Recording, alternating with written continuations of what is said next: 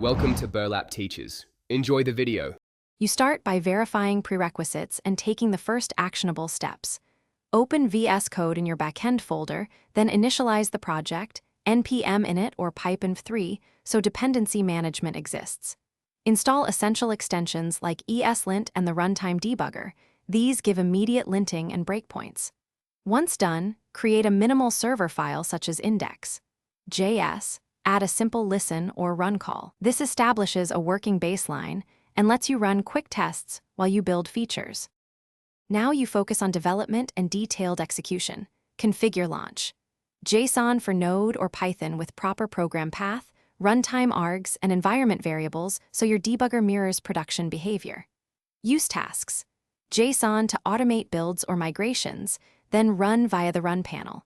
Make the integrated terminal your workflow hub, running npm run dev or flask run while watching logs. Set breakpoints and step through code.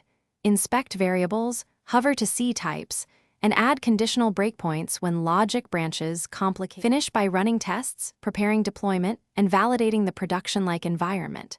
Wire tests into VS Code tasks and run coverage to catch regressions. Make sure CI scripts or Docker builds run locally. Create a Docker file or Compose file, then test containers in the Remote Containers extension. If something fails, reproduce the issue with a minimal example. Enable verbose logs, isolate the failing endpoint, and use the debugger in a clean workspace. This fastest repro method reveals root causes for. Thanks for watching. Consider subscribing if this video helped you.